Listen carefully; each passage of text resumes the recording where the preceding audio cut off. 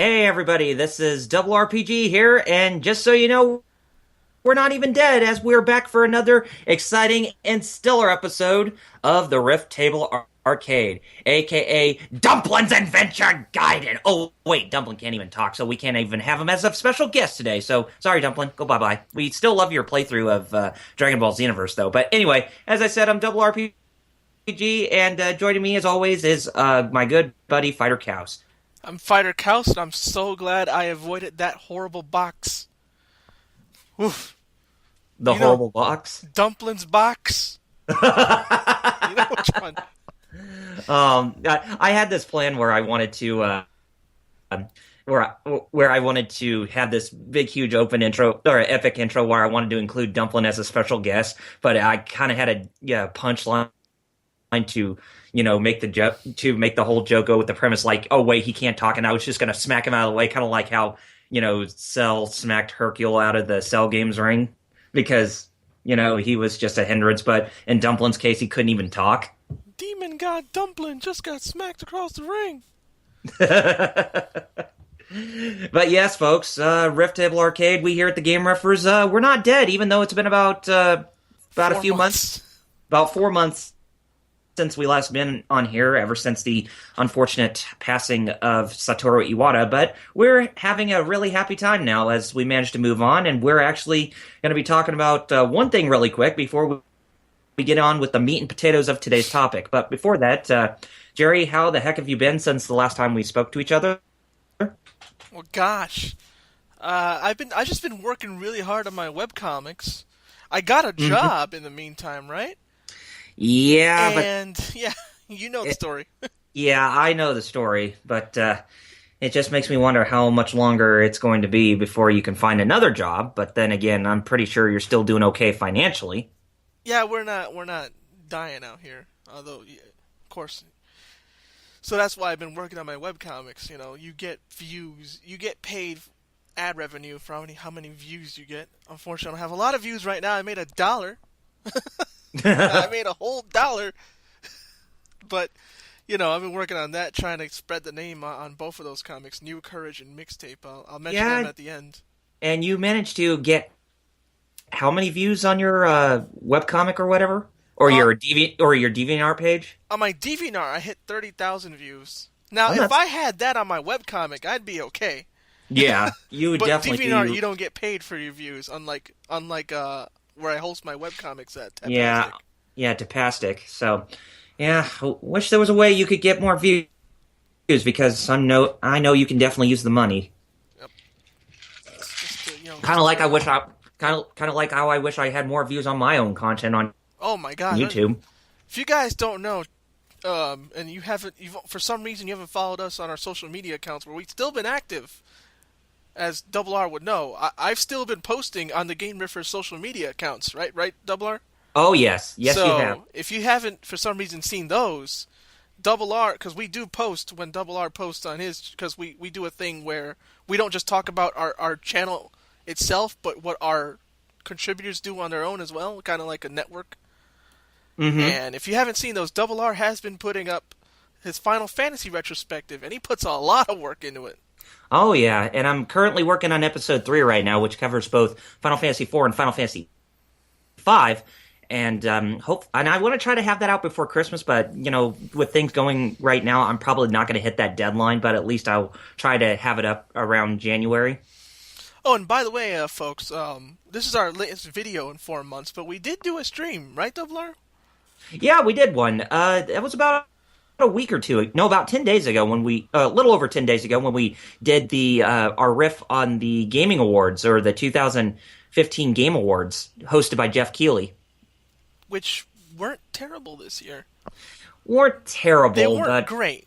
I mean, they weren't. I didn't feel like, but I also wasn't like, ugh. I was just like, meh. Yeah, I was kind of in the same boat as you. I mean, there was some good to it, but I definitely had a lot of issues with There's still issues that we you posted an article to me which I couldn't see when you posted it. when you sent me that link privately, the site was down. That had that article about what could be fixed in the Game Awards. Yeah, because it's just when Yeah, looking back at the I game. finally got to read it when the site was up, and I actually agreed.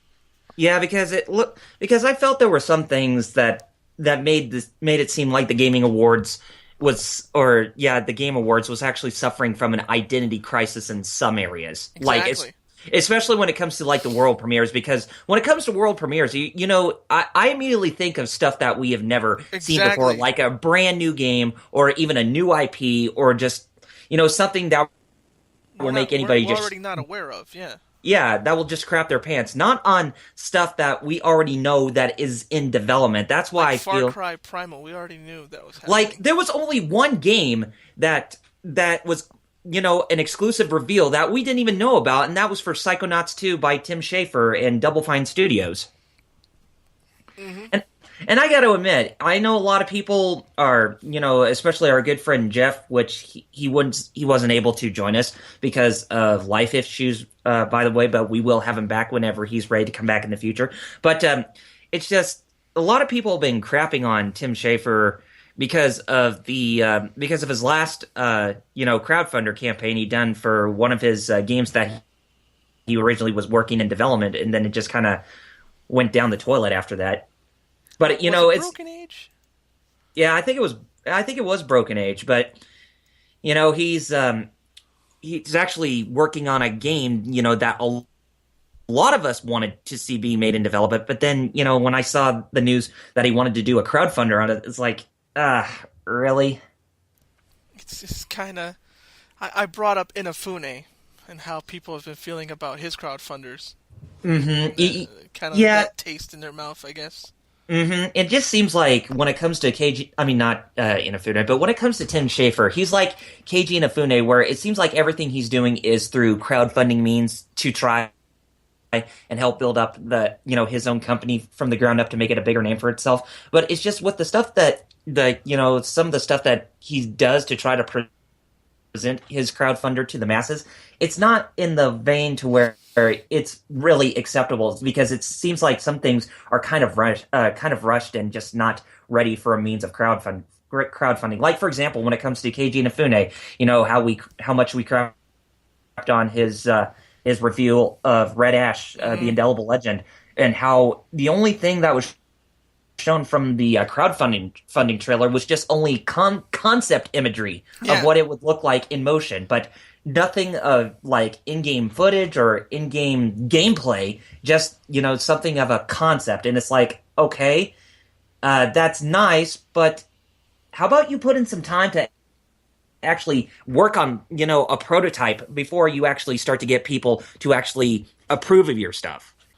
But then again, Tim Schafer really has not been in the best boat when it comes to him presenting his crowdfunders when it came to, especially when it's come to Broken Age. It just seems like his track record with crowdfunders isn't really holding up very pretty. You know what I mean? Yep. And it's very sad, too. This is more along than what Keiji Inafune did, but like I said, some people are thinking of Inafune probably and going, and then his past one and going, even if he is learning from his mistakes. Yeah, but when it comes to Inafune, it's like, it's like, was another crowdfunder really needed that very quickly? I mean, Mighty Number 9 still hasn't True. even released yet. Still. And that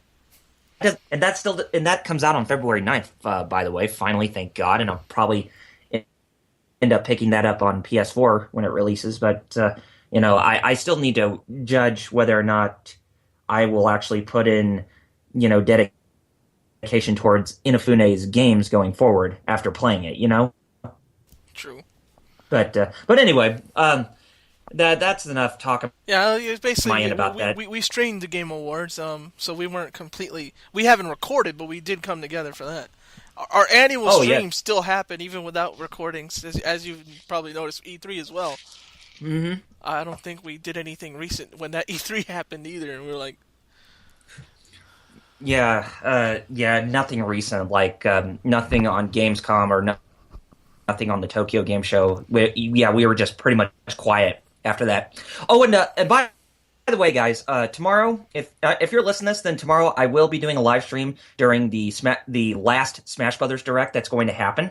So if you want to come, over to either my YouTube page, well, probably this is most likely going to be on Twitch, but if you'd like to come to my Twitch page and watch me do a face cam live reactions type of video, then feel free look me up. My channel name is Double RPG Reviews, like you would find on my YouTube channel. And I don't know whether or not if you want to join me for that, Jerry, but if you're busy, then I could just watch it on my own. But No, I'm gonna be out tomorrow.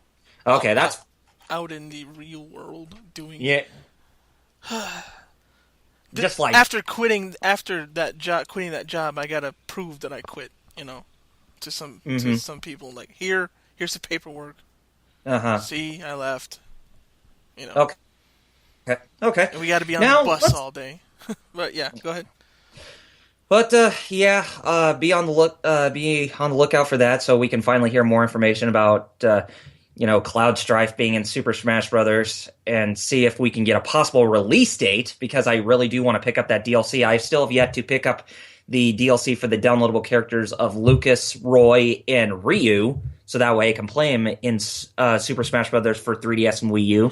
And then we'll get on to my main boy Cloud, which is probably going to be my, mostly my main character going forward with Smash Brothers from now on. But, I'll still give the others a fair shake. But anyway, speaking of Final Fantasy, and before we actually get on with that talk, let's talk briefly, as FighterXaos wanted to bring up real quick before we got onto the meat and potatoes. He actually wanted to make a quick discussion about Akuma's reveal, Akuma from Street Fighter, his reveal in the new Tekken 7 trailer that was shown at the King of Iron Fist Tournament 2015 at the end, right?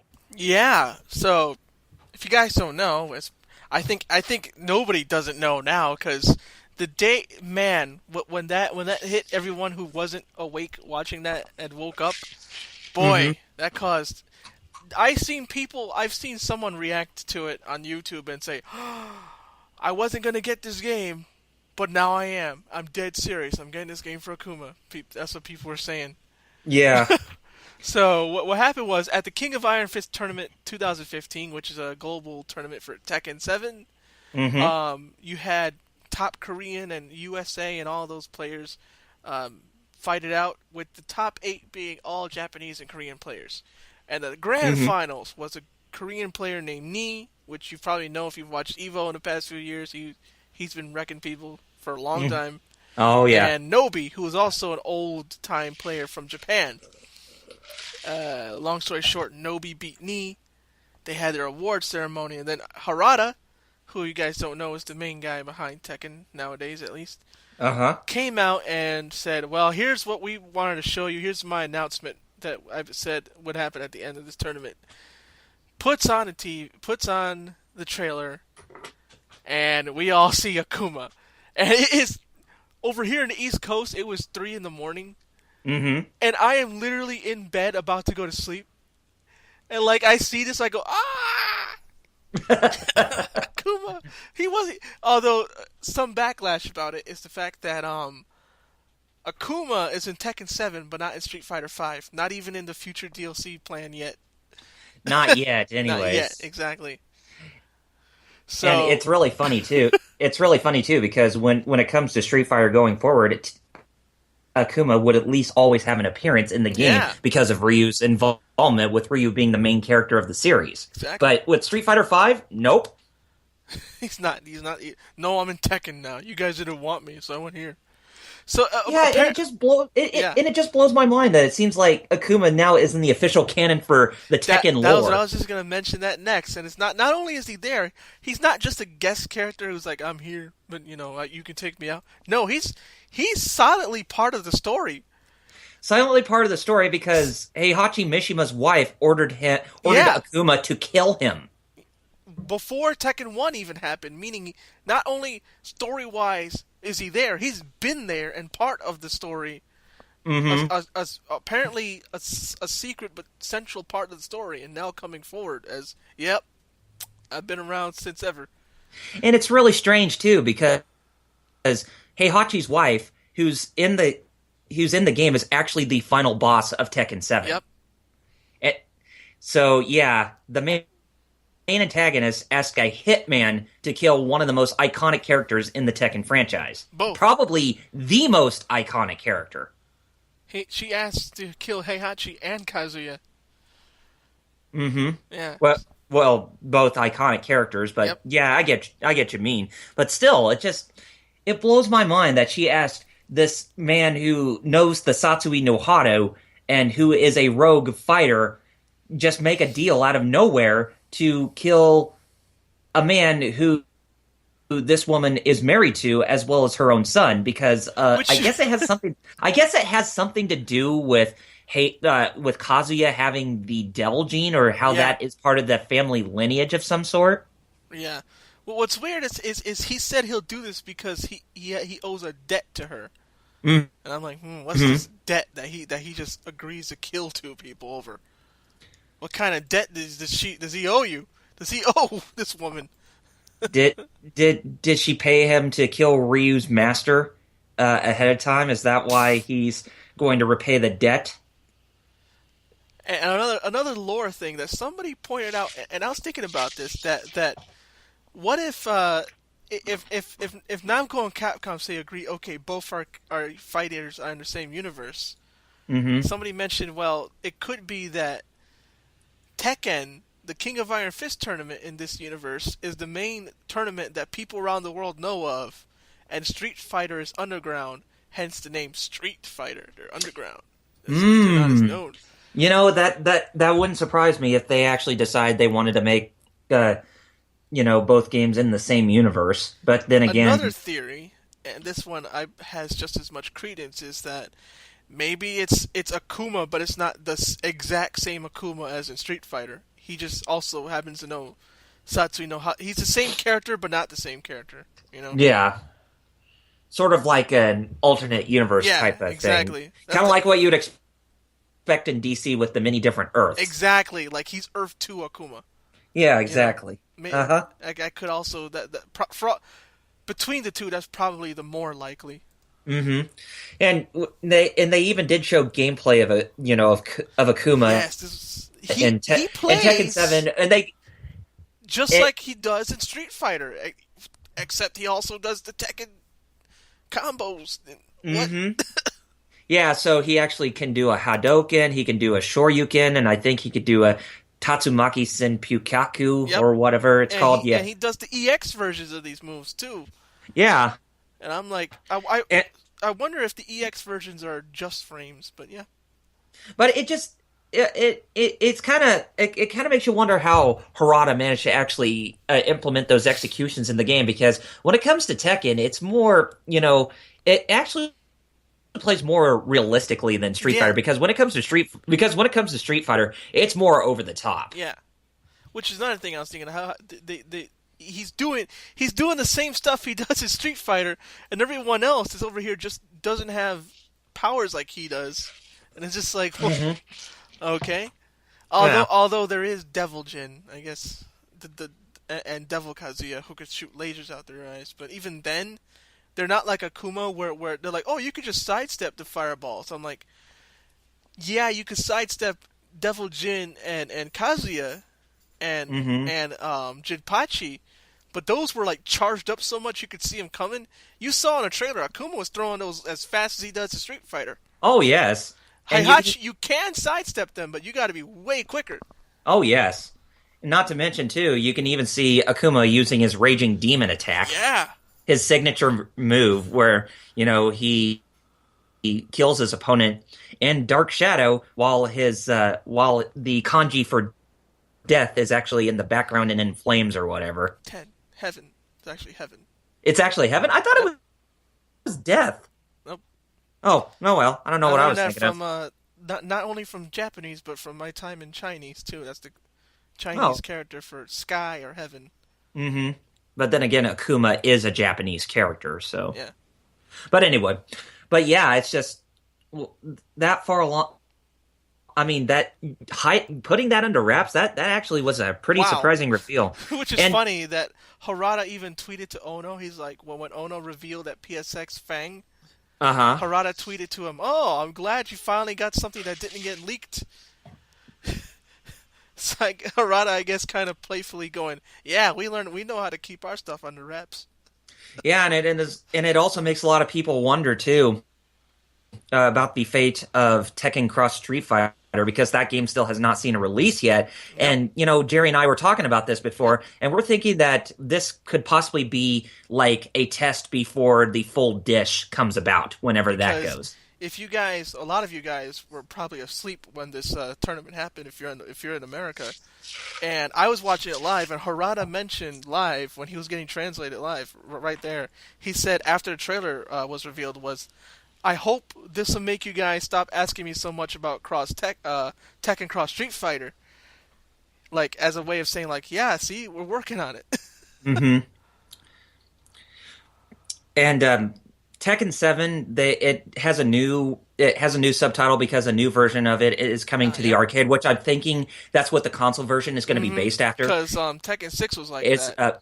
With Bloodline Rebellion became the console version, yeah. Yeah, and Fated Retribution, which is Tekken 7's subtitle, the updated version with its subtitle, that's going to be the console version of that game, which I think is coming out in 2016. Is that what they're aiming? They didn't say anything about a date still. That was the only thing I got mad at. When I was like, date! No date. What do you think of the graphics for it? They got updated. Oh, man. It looks beautiful. Really beautiful. That's the best Akuma we've seen, huh? Oh, yeah. That definitely looks like a next-gen Tekken right there. Yeah, it looks next-gen now. It looks current. Unlike 7 looked good, but it still looked like PS3 still, that era. Now it looks like it's... Fated Retribution looks like it's in the modern era now. Really amazed how Unreal Engine 4 has come along with making games more modernized for today's standards. Surprised they did that too. That's cool. They didn't really have to up the graphics. They did it just, they're like, you know what? This is on a current system. Let's make the graphics current. Yeah, it just seems like a lot of big Japanese games in this day and age, as of right now, are actually using Unreal Engine 4 into their games, like Tekken 7, for instance, and even Street Fighter 5, as well as Kingdom Hearts 3. That's incredible how the Unreal Engine has had a big influence in this day and age when it comes to game development. Gear uses 3 or 4. I think Guilty Gear uses 3. Which one? Guilty Gear Xrd. I think it uses Unreal Engine 3 and a half. Yeah. Right, because it's also on PS3. Yeah. I think it does. Mm-hmm. Yeah. Yeah. Unreal Engine 3 it says it right there on Wikipedia. Mm-hmm. Yeah. But let us hopefully know your we will get a in the comments, by the way, about Tekken 7.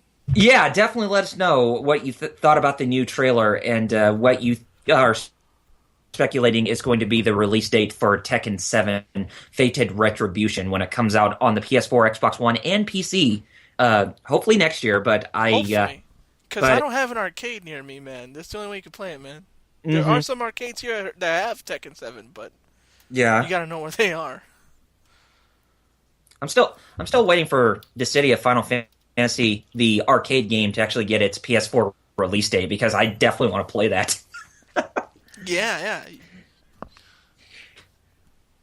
But anyway, that's enough talk for our discussion with Tekken 7 with the official reveal for Akuma. Let's go ahead and get on with the meat and potatoes of today's episode. And as you guys may have already guessed, since as of this year, it seems like Final Fantasy VII has been making big, huge headlines in terms of whatever mediums and stuff that comes out of that franchise. Like around the beginning of the year, we got, the reveal of Dissidia Final Fantasy, the arcade version, where Cloud was one of the, the characters that was introduced in the trailer to be a playable character in that game. Because with the arcade game of Dissidia being a reboot, of course they would want to, build up some hype in some way or the other. So they brought Cloud in there.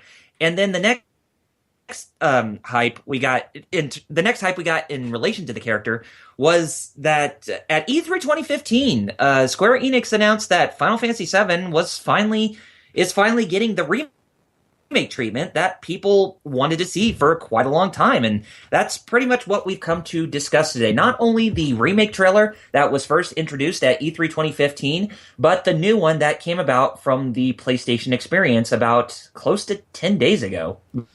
Gosh, that E3 is going to forever stay in our minds. Oh God, yes. That E3 is going to stay in our minds because of just the, the games that were announced and even the ones that we wanted to see just all of a sudden just show up out of nowhere, and it's just, oh man, that Man, was. if you guys don't know, it's on the Game Riffers Twitch, I believe, where our live reactions are recorded there. Yeah, I Yeah, cried in one of those. yeah. And if those of you remember the certain game from the Dreamcast era that was the killer app, I will not mention anything further because you'll probably know exactly what we're talking about. But yes, so for today's episode, we're going to be talking about we're retreading ground with the remake trailer of Final Fantasy VII, as well as the new one that came about from the PlayStation Experience back on December 5th, which was about 9 days ago. Yep, and we have your comments. I got at least one here to read at the end. Mm-hmm. I asked before we recorded that, hey, any comments you want to say, let us know. Oh, definitely. Probably should have made an announcement about this ahead of time so we could actually try to get more questions. But then again, it's like how popular are we yet to actually get a lot of questions or whatever? But we got one here. So oh far. well, I guess it's better than nothing. Yeah. So yes, let's go ahead and let's go ahead and get started with this. So before we talk about the PlayStation Experience trailer for the Final Fantasy VII Remake, which is the exact title of what they're calling it, just Final Fantasy VII Remake. Then again, start from the beginning. Yeah, I got to start from the beginning at somewhere. But let's shown at E3. Yes, so at E3 2015, this the announcement trailer was first shown at the PlayStation press conference or the Sony press conference during that time, and then it was shown off again at the Square Enix press conference the next day. But this was more of just an encore. As it wasn't really anything new. So, let's go ahead and talk about what was shown and what we know. So, what was shown, it was basically like a minute and 30-second trailer. It had the music. It had the music from Advent Children in the background playing, with Beyond the Wasteland being, music mostly that's playing in the background. And then the opening narration music going on as well. Yeah, we got the narration in there from David Lodge, the voice actor, who you might actually remember his voice from both Bleach, where he played Kenpachi Zaraki, as well as Jiraiya from Naruto. Oh, for real? I didn't even know they were the same voice actor. Oh yeah, they're same voiceover. Kenpachi and Jiraiya. I should have known. Now that I think about it, they're the same guy. Yeah. Yeah. So and he was and when David Lodge was doing the narration, he talked about how it seems like the times that promises were not being made.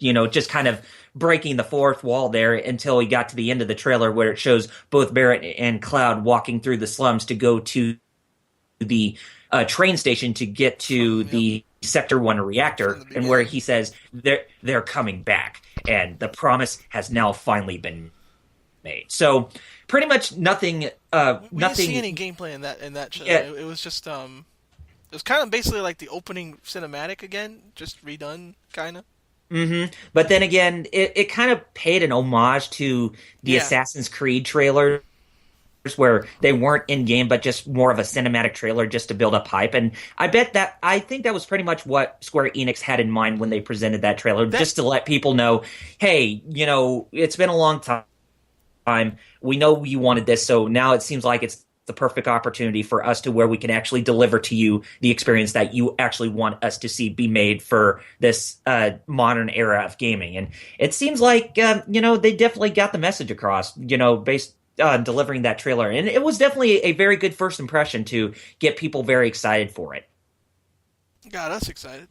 We didn't see any gameplay, and we were just like, oh, "That looks so pretty." But I wonder if how much of that cinematic was from the game or was just made for E3. I wonder, because when we saw it later, we'll get to it. It doesn't look so bad. Yeah, it doesn't look so bad, but I'm thinking it could possibly be just more introductory type of stuff. I can't see it being a lot of it taking place within the game as of yet, because when we got the new trailer, it seems like that, that far along in the game, it doesn't seem like a lot has gone on that far along in the game in terms of the overall story progression. But when it comes to the E3 2015 trailer itself, I think it was just more of an introductory phase because it seems like Do you think when it comes to that, it might not have even been PS4 hardware and like just a cinematic they made? it's possible, but then again, I'm betting that they're not going to be making any sort of FMVs for that game because of how much data they like to chalk up in terms of a game disc and whatever. Because it seems like more games that are that are wanting to further out the experience, they want to actually try to minimize the number of FMV sequences and actually make it all in-game presentation to make the experiences a lot longer than usual. I mean, it's kind of the same thing with with Fallout 4 and even with Metal Gear Solid 5, whether if it's for Ground Zeroes or the Phantom Pain, you don't see any in-game cinematics whatsoever. It's more just in-game engine gameplay that's taking place with the the cutscenes and all that. And I think that's what Square's doing for the Final Fantasy VII Remake. And I'm pretty sure that the trailer is an indication that yeah, it's going to be all from in-game, but in the hindsight of things, I think it's more of an introduction with how Midgar was being built from the ground up before it became this polluted dystopian metropolis that we know from 1997. Okay. So, Jerry, what did you think of the E3 2015 trailer? I mean, I know you're not the biggest fan of Final Fantasy VII, as the next game, Final Fantasy VIII, is more your cup of tea, but what did you definitely think about that trailer? And you can hear all the people just whining about that right now. Well, we'll get to that in just we'll get to that in a little bit, but I just want to know what you thought of that trailer. I remember when we first watched it, I was like, well, I wasn't hyped for it. I just was pleasantly surprised that it was being made for all the people that I knew that wanted this to happen. Mm-hmm. Kind of like how people felt when I got hyped for Shenmue, but they never played Shenmue. They were just happy I finally got the game I wanted. That's how I felt at the time. I was like, kind of like golf claps. I wasn't too into it or even impressed by anything. I was just like, hey, it's getting made, all right. At that time, though, we'll get to how people change and stuff now that we've seen more of the game. Oh, exactly. But at that time, that's my answer. I wasn't hyped, but I was happy that it was being made. But when you looked at the trailer, you thought it looked really amazing, right? Yeah. Yeah. So I actually want to buy it. and that's what all trailers need, is they need to have something like that to build hype beforehand in order to generate interest. Because with even an announcement trailer, you want to leave a very good first impression. Yep. Because there's marketing 101. Because sometimes there are certain instances where trailers, they may not leave a very good first impression. Don't do a good impression, and they make the thing seem like it's worse than it really was. Yeah, I mean, I kind of feel that's how a lot of people thought of Star Fox Zero when it was first showcased at E3 this year. But now their opinions of it are greatly just like improved based on fighting game. You mentioned Star Fox, and I just remember another fighting game, KOF 14. Mm-hmm. Same thing. Trailer was, people were going, oh, this is terrible. Look at the graphics. This game's gonna stink. And then when they finally played it at PSX, people were singing its praises. This game is great. It plays fantastic. Mm-hmm. Like, see, trailers don't give you. That could be a whole other episode. We could get into how good you can make a good trailer, like you were just saying, to entice people, and how a bad trailer can kind of ruin things, even though the game isn't bad. But if you do it bad, the trailer, yeah. Mm-hmm.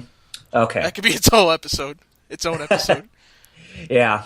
So anyway, from the E3 2015 trailer, they didn't give any release dates to it or whatever, and it kind of said it's coming. Yeah, they just said it was coming. So, and that will lead us to 6 months later with the PlayStation Experience 2015 trailer for Final Fantasy VII Remake, which we did get the official name of the game, which was, as we said, Final Fantasy VII Remake, but there was a lot more that was shown from the initial trailer that just, a lot of us just were like, whoa. And we're just going to start off with what was shown and then what we know about the game, and then we will go on to delivering our final speculations to end off this episode. So anyway, what was shown? Well, it's another minute. I think it's another minute and 30-second trailer, or was it? I think it was either a minute and 30 or 2 minutes and 30 seconds. But anyway, we actually got to see like the opening sequence of the like the first instance of the game in motion. You know, with the whole bombing mission toward Sector 1's reactor taking place with Cloud, Barret, and Avalanche as they arrive via the train station, and they and they actually defeat these Shinra guards that are along the way in order to get to the core of the reactor. So we actually got to see a little bit of that, a little bit of that story take place in motion, and we actually got to hear some subtle differences between.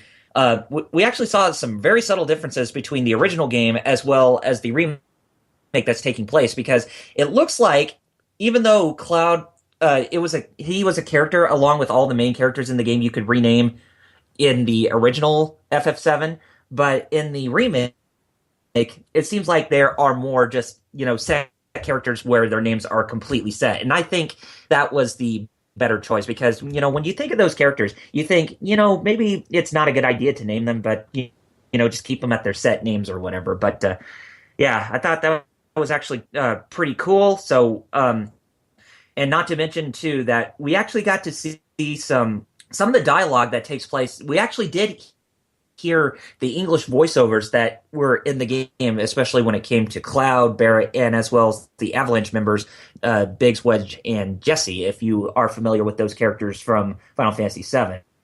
And so, for the English voiceovers, we actually did get to hear that Steve Burton, the guy who played Cloud ever since Kingdom Hearts on the PS2, he is reprising his voice for the character, and rightfully so, because when it comes to the English voiceover of Cloud, he does embody the character as much as Takahiro Sakurai from Japan does. So, but as for everyone else, we didn't get that much information about their own voiceovers, but I'm pretty sure that the guy who did the voice of Barret from Advent Children and Dirge of Cerberus, named Bo Billingslow, or whatever his name is, he is reprising his role for Barret as well. But as for the Avalanche members, we still haven't got any confirmation. But it's just amazing how this game itself, there's already English voiceovers for the game right away, because usually with Japanese games you actually hear, they wait. Yeah, they wait until like after the game has completed development over in Japan before they move on to the English localization to actually have English voiceovers and English text and dialogue and that kind of stuff. That just came out of left field. This is a speculation from me, but now that I didn't even think of that. You mentioned that. Does that mean they're planning a worldwide release? Either that, simultaneous release, Yeah, I'm thinking that's probably what they're going to do. Is that they're going to be doing a simultaneous worldwide release, because it's not just North America, but it's also Europe and Japan too. There's a lot of people that actually want a remake of this game, and I'm pretty sure Final Fantasy is big enough to warrant that. Yeah. Yeah, and I'm pretty sure that Square would want to compromise with bringing this game into a worldwide release. So, Jerry, what did you think of the English voiceovers for the game that I've mentioned so far? Are there any voice actors that come to mind when it comes to the main Avalanche members that I don't even... I have no idea about... I didn't even know that David was Kenpachi and all that as well. Oh, and David Bo Lott as Barret. Yeah, the guy Bo Billingslow, he played one of the main characters from Cowboy Bebop. I think he was like the main ship captain, that Spike Spiegel rode on. Jet? Yeah, Jet. He was the main voice for Jet in the English localization of that anime. I thought I knew voice acting. I don't. Well, I never claimed to know that much, but. Mm-hmm. Although yeah. I kind of do get a vibe of Grant George coming from Biggs, because because if you know the voice of the character who played Keelik in Soul Calibur, it kind of actually does sound very similar. Bo Billingsley. Yeah, yeah. Bo Billingslow or Zlay or Zling or whatever his name is. I can never even say his last name. There's some people who, it's still in this day and age, I cannot even say their last name. Yep. But the main tidbit that I didn't know about, like, as for how they sound fine to me. All the voice actors. The main tidbit was what that popped out to me while you're saying that was, I was like, wait a minute, I wonder if this is going to be simultaneous. If they're bringing all these voice actors that quickly. Uh-huh.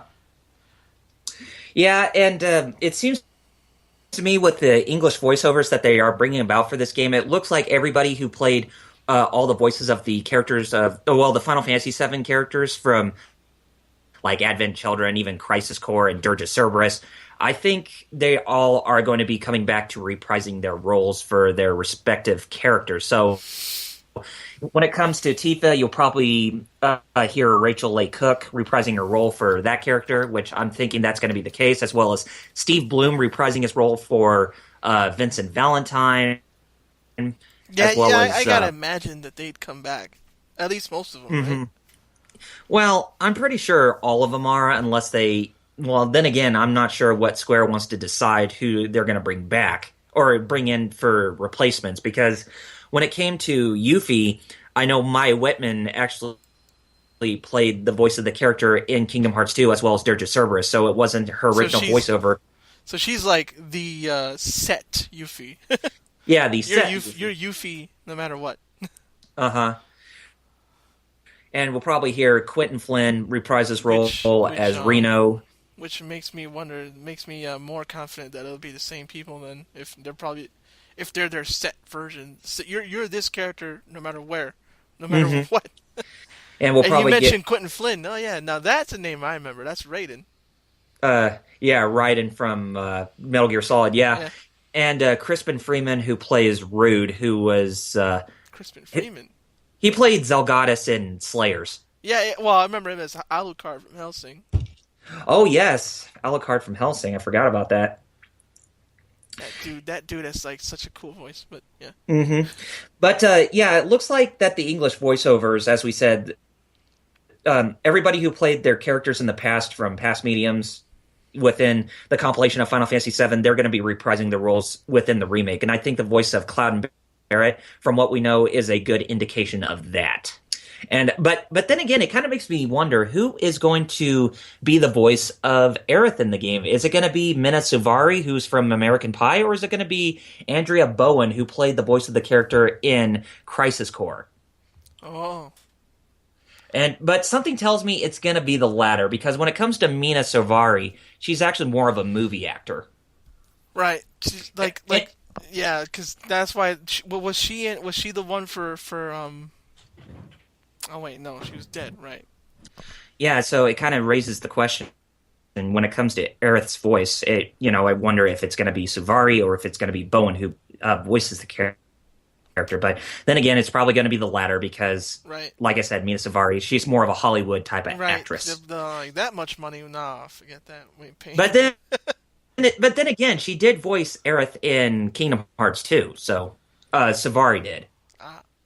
So, there may be some hope, but I wouldn't really put it past that. But anyway, another thing that was shown, it seems like a lot of the game, or a lot of Midgar from what we known before, is actually going to be much bigger than what we originally saw. Because when you take a look at Final Fantasy VII for what it was in the past, it kind of looked like a lot of the place can be traversed, Midgar at least, but everything within the game, especially outside of Midgar, they were all just, pre-rendered backgrounds that made the characters look like they can interact with those environments. So it wasn't like they were dynamic or, full of personality like what you see with most video games in this day and age going forward. So it definitely seems that Midgar is actually going to be having a much bigger presence, in terms of more places you can go to, and the sectors are going to be much bigger to traverse, and they will have a lot more going on to them than what was shown from the original game. I feel it's gonna be way more interactable. This city, it's probably gonna feel like an actual town or city. Like an actual place that you could see people living their lives and go to stores and all that. That's what I feel. Probably jam packing this thing. And even especially with when you're in Sector 8, you can actually go through the street, or what is it, 8th Street, to try to get to the to where Cloud needs to go to try to get on the train to head back down into the slums. But it's like you never saw that in the original game. So looks like Midgar this time around is going to be brimming with more personality. It's just you can actually go through the whole metropolis a lot more than what you could from before. So I'm definitely getting the vibe that with that's how they're going to bring about into this game, because I remember reading in an interview with that Tetsuya Nomura, Yoshinori Kitase, and Kazushige Nojima, who are the director, producer, and the main scenario writer for the game, who where they all worked on the original Final Fantasy VII with Kitase, who he was the original director. They said that with Midgar, they want to try and expand it as much as, well, not just Midgar itself, but the whole game itself in general. They actually want to make them bigger and much more immersive and expansive than what they originally were from the original game. So, and it definitely does show with what we've seen with Midgar in that trailer, especially Sector 8. With Cloud going down the street, and when he's fighting those Shinra infantrymen near that fountain plaza or whatever before he gets on the train, jumps off from the side of the road to get on the train to go back down into the slums. So it definitely leaves a good glimmer of hope, because that's it's kind of like one of those things I want to see within remakes in this day and age. Not just simplistic where they just do everything verbatim, but just if you have more capabilities, then just expand upon it. Exactly. I'm glad they're doing that. They're not just doing a shot-for-shot remake to steal a phrase from the movie world. Yeah, exactly. I haven't been this excited for a remake since, I would say Resident Evil on the GameCube. That came out last year too for the HD remaster. If you play the original Resident Evil and compared it to the remake expands more upon the mythos of the Resident Evil lore, and actually makes it feel like it's more in tune to that lore when you're connecting it to the other entries in the franchise. But anyway, Jerry, what were your thoughts on especially when it came to Midgar, with Cloud traversing through not only the streets of Midgar, but also within the alleyway or that walkway just to get into Sector 8 after blowing up the reactor, where he could do all sorts of things, like going down that corridor to even, crouching down to go underneath the rubble or whatever. Or when he started to do that, that was actually what was making me, before the trailer even finished, that was what was getting me to go, wait a minute, they're doing all this? Basically going, wait a minute, it's much more interactable. I'm not just seeing, because that turned me off of the original in '97. I was like, oh, look at all these things I can't touch. Yeah. Well, in this, I was like, oh, I like that. They have the extra power to not just make things look pretty, but to actually interact with them, and they're using it. Yeah, which got me happy. So it kind of does. It definitely shows that they are taking a page from Final Fantasy 15, especially when it came to episode Duske or Duske. The demo that came along with Type 0, Final Fantasy Type 0, where there were some things that were interactable, especially when it came to Noctis and his friends or his guards, when it came to them trying to take down that behemoth in the demo, where they were in that section where they had to crouch down to avoid the behemoth from seeing them. You know that part? I'm talking about? Yeah, I remember that part. I actually played that part. Yeah, like, oh crud. Yeah, so it looks like they're taking that same approach with making things interactable within the environment. So looks like Final Fantasy VII is taking some influence from the most recent Final Fantasy game that's about to come out next year. Yep. So, and I do like that too, because when it comes to a game, I want to be interacted into everything and not just be limited to certain things. Like I would like to see characters, be able to interact within dungeons. Like, how can they get through a dungeon? When they have to squeak through these tight spaces, or even, you going underneath these tight spaces, or to crawl to get from one place to the other. That actually makes it feel more like an adventure when you have those type of feats that are, present to you in the gameplay. But anyway, let's go on to let's go to the next thing. Let's talk about the battle system a little bit, and going back to my favorite part. Yeah, the battle system. It seems like the battle system for when you take a look at it and compare it to Final Fantasy 15, it seems like it actually is paying an homage to that as well. But I know a lot of people have also been saying it also seems like it pays more of an homage to Kingdom Hearts as well as Dissidia Final Fantasy, the fighting game or whatever. But then you had both Tetsuya Nomura and Yoshinori Kitase come out and claim, they say, yeah, it's actiony, but it still has elements of... It's not straight up... Go ahead. It's not straight up action, but it still gives you the elements of the active time battle system that you still remember from the original. But, I kind of asked myself, the active time battle system, while it is a very good trademark system to have, even with games in this day and age, I mean, with some games when it comes to remakes, but when it comes to modern outings, it's kind of outdated. I was just gonna say it's kind of exactly. It's outdated. It's not for these modern. It's a thing of its time. Very much a product of its time. That's what you say. Mm-hmm. Kind of ups. That's why I was like, ooh, it's going. People are like, no, I want it, but that was only done back then because they couldn't really show you the fights. I mean, Skyrim and Fallout and all those are still called very much RPGs, and they don't have wait and see battles anymore. No, nothing like that. People don't call them action games, even though there's so much action in it. They're still RPGs. Mm-hmm. But I guess this was to compromise rather.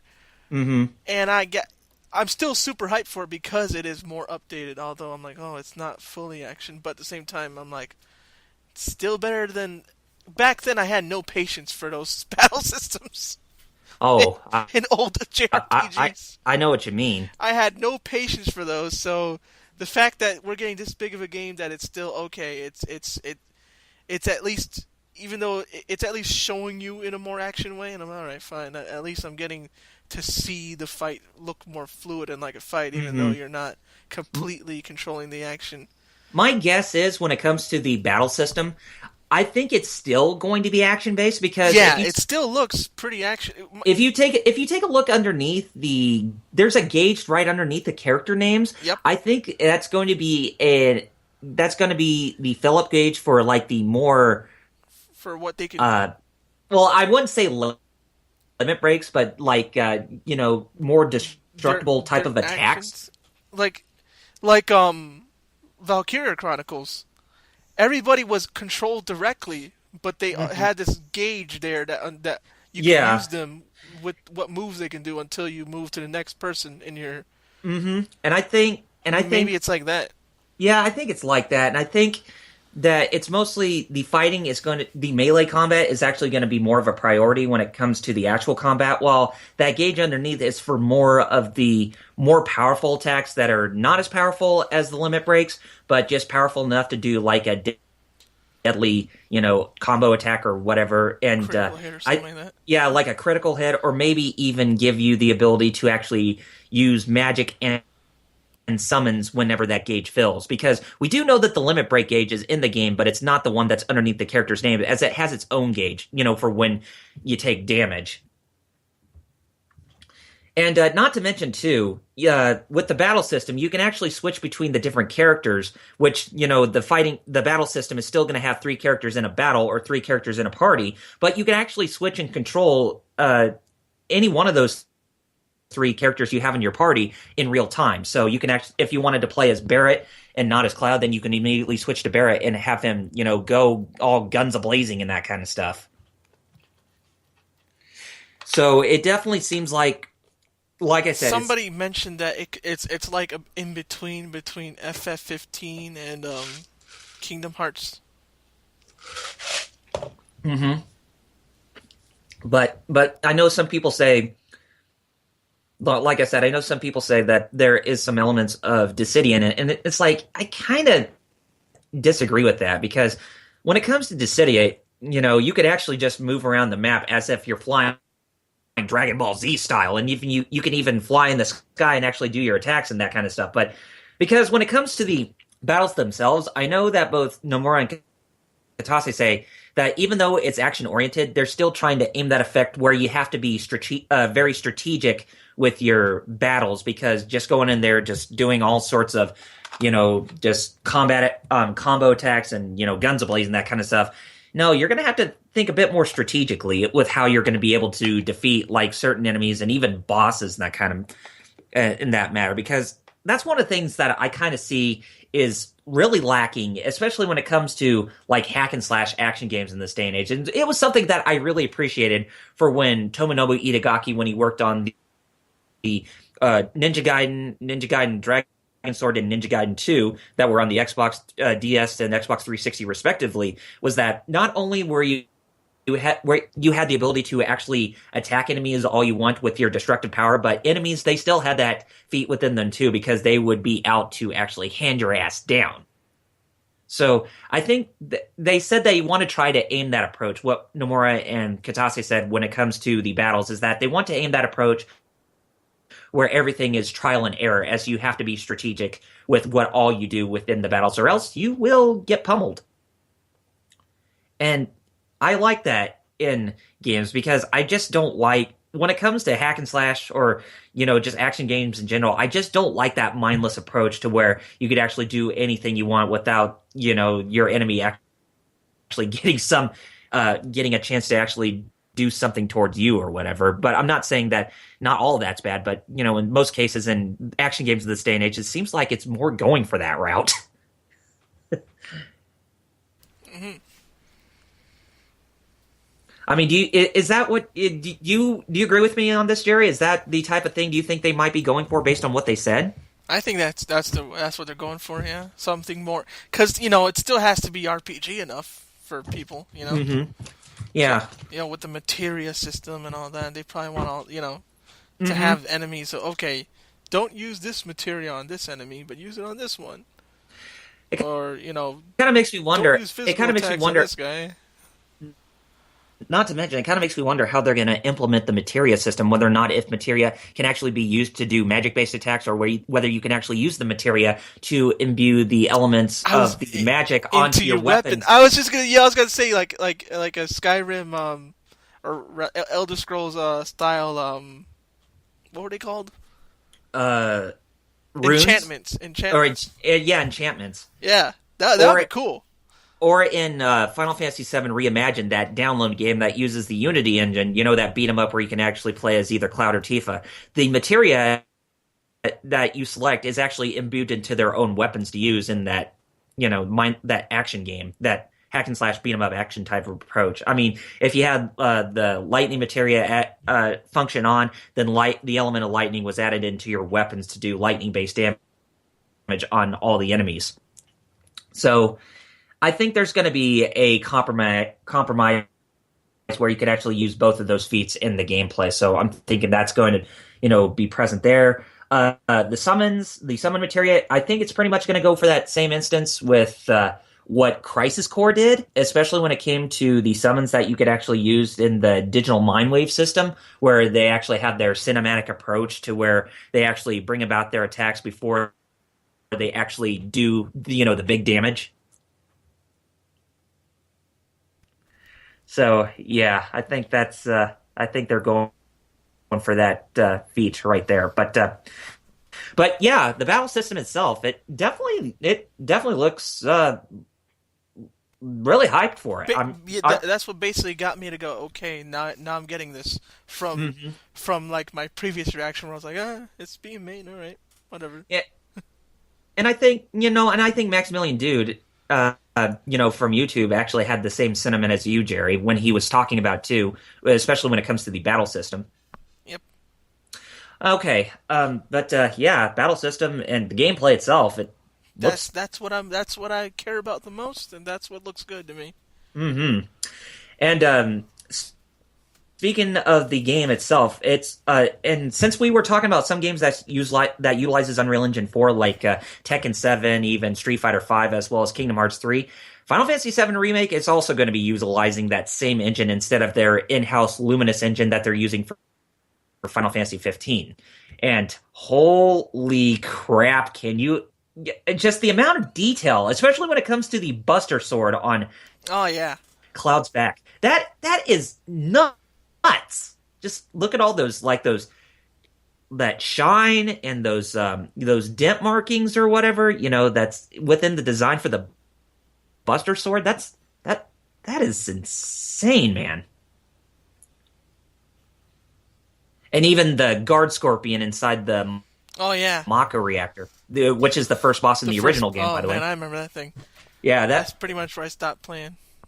The first time I had it. I remember I beat him, and then I forgot what happened. I never got to play him. But yeah, it's just surprising me how far along they've come with, what the stuff that they developed in the game and how much the Unreal Engine 4 is bringing about the game's full, cinematic quality in the presentation. So, yeah, definitely a good job you're doing there, Square. Yeah, who'd have thunk? Especially from last year where we were like, look at Square.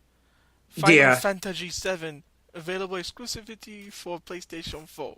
Please, Steam version of the please be excited. And everybody was just like, Shinji Hashimoto, why did you deserve stage time at PlayStation Experience last year? which speaking of which, the PS4 port of Final Fantasy VII it actually released alongside when the trailer went live at PlayStation Experience. So the Final Fantasy VII port on the PS4 actually went live after that trailer was shown. And I picked it up too, and how much? I still have it's currently on sale right now. I think at least until tomorrow, or is it? I can't remember, but it's originally $15.99 for the PS4 version, but there was a deal going on. I think at least for 10 days where the game was like 30% off or 33% off. So it'd been like 10 something. Yeah. At least it's a remaster, because you get the iPad versions and they're also like $15, $16. I'm like, what? For my phone? Really? Every other app here is like $5 at the most, and you're charging how much? Yeah, but there's some things within the port of that port that I'm not really a fond of, like the cheats that you can activate during the game, especially healing your characters up instantaneously. In the PS4 or the phone? No, the cheats from the phone version actually came onto the PS4 version. Oh, jeez. So if you wanted to turn off random encounters, boom, there you go. If you wanted to speed the game, if you wanted to speed the game up like 3 times as fast, there you go. Or if you wanted to refill your character's health as well as their limit break gauge, there you go. Gosh, that sounds like it was made for me, because I'm terrible at these games. And there's some other things about the PS4 version. I mean, it's a good port, but it's not excellent or perfect like the PS1 original. But still, it's a good port. So I would actually pretty good ports from what I heard. Oh yes, they were. And why didn't they? I was talking to Jerry before. And I asked him whenever I get to Final Fantasy VII for my Final Fantasy retrospective with what game I should record. He said go with the PS4 version because it would actually look better. But then again, it's like with all this stuff that's in the game, I'm kind of leaning more back towards the original PS1 version. And I have it on the PS3, by the way, through the PS1 Classics. The reason I said PS4 was just because of the aspect ratio and how it's upscaled. No, I know, but with if you want to show the right stuff, you're gonna have to need the and they even upscaled the PS1 Classic on the PS3 to 1080p. That's right. You can choose the the smoothing option. Yeah, but Which if I do that with Bloody Roar 2 and it like messes it up, like the frame rate drops, hmm I'm like, oh. yeah, and there's like some audio issues I've noticed too. Like some of the sound effects are missing, or in some of the in-game music. The thing is, like, most people are like, what? Like, the Yeah. stuff we're talking about, what they do, is like most people won't even notice, like frame rate drops. Like, you and me can tell frame rate drops, but... hmm Okay. Now, let's not get sidetracked anymore off this, and let's go ahead and get back to what we were talking about. So, anyway, since we already know about those things, since what we already know what was shown, let's go ahead and talk about what we know about the Final Fantasy VII Remake from what we heard from especially online publications, from gaming websites, and even from Tetsuya Nomura and Yoshinori Kitase themselves. First things first, and I know Jerry and I want to touch up on the subject, is that Square announced that Final Fantasy VII, or the Final Fantasy VII Remake, is going to be a multi-part series. Not... And I know you're going to get into it. You're going to explain what we mean. It's not episodic. Multi-part difference, and Double R can tell you what that means. What the difference is. Okay. Whenever I heard people, well, especially when it came to online gaming publications like Destructoid, Kotaku, or even IGN GameSpot, whenever they brought about the mention of a multi-part series, they said that the game's going to be episodic. And I'm thinking to myself, if it's episodic, then that is truly going to piss off a lot of people, because I read the interview with what Nomura and Kitase when they were discussing this, discussing the game being a multi-part series. They in no way ever said that the game was going to be episodic, because they said that each game is going to be the equivalent of a game that has, a full volume of content. And if you want an example of what I'm talking about, then take a look at the Dot Hack games on the PlayStation 2. Yeah, that's actually one of the best examples of what they actually mean. Yeah. Yeah, that's the actual meaning with what they're coming from when it comes to a multi-part series, because Dot Hack is like that. If it's an episodic game, then it's going to go the Telltale approach, or it's going to be going what Capcom did with Resident Evil Revelations 2, where they made every episode available 1 week after the first one, and then the week after that, the next one, then the week after that, the next one, and then the week after that, the final one. No, they're not going to be doing an episodic game like that, because if Square actually opted in for that approach, people would be pissed. And, I would be too. And that would not, look good on Square's part. So I do applaud Square for actually coming in and having to quell people's fears about each game being a multi-part experience, not episodic, because like I said, that would piss off a lot of people, and even piss off loyal fans of the franchise, or Final Fantasy VII in general. So, Jerry, I just gotta know, what are your thoughts on Final Fantasy VII being a multi-part series? Do you think it's actually the right idea, or do you think it's a bad idea? Because what Nomura and Kitase said, if they wanted to make the game be like a full game, where everything's in one disc, then certain like story sequences, or places that you would go, or battles, and some key things that were in most of the key things that were in the original game, they would have to be dumbed down, altered, or possibly even be cut. And they said they have no intention in wanting to cut off all of those things that with what made the original game enjoyable. So what do you think? Do you think it's a good idea or a bad idea? I think it's a good idea. You mentioned Maximilian Dude earlier. He put up a video on this multi-part thing, and he mentioned something. I'm basically just reiterating what he said, because I agreed so much that I was like, well, what Square said they wanted to do, and what he mentioned they might be doing makes sense. Is that each part of the each part is a full game on its own.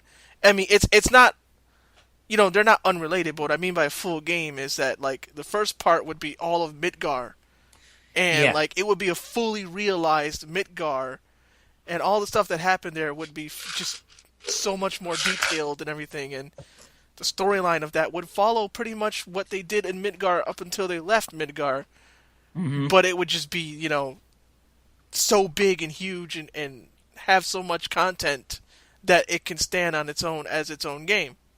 Like, Mm-hmm. it would still be a good, maybe not 40 hours, but at least 20? Maybe even 40 if it's so much stuff that they expanded upon. And Maybe 40 if you. yeah, I was like going to with say side quests. yeah, maybe 40 if you want to go through the mini side quest if you want to actually Yeah. complete it at 100%. So I'm thinking that like each part of this multi-part series will be like this part of the story, and it's so realized that they just couldn't fit it on one part. They had to make it its own game, kind of like this Mm-hmm. is 7 part 1, Mm-hmm. and it's all of Midgar, and not like a dumbed down Midgar at the least. Oh It's yeah. got its whole and maybe that's another thing they made in multi-parts, because like, oh, the tone of the story changes, so we get a new second part, and that's when they leave Midgar, and that's also its own fully realized game, and it might even be like 15 where you can hunt and stuff in the woods and junk. Yeah, and it's actual and it's an actual world map. Yeah, because that And world even map. and even Final Fantasy 15, with those regions that you go through, that's actually part of the in-game world. Yep.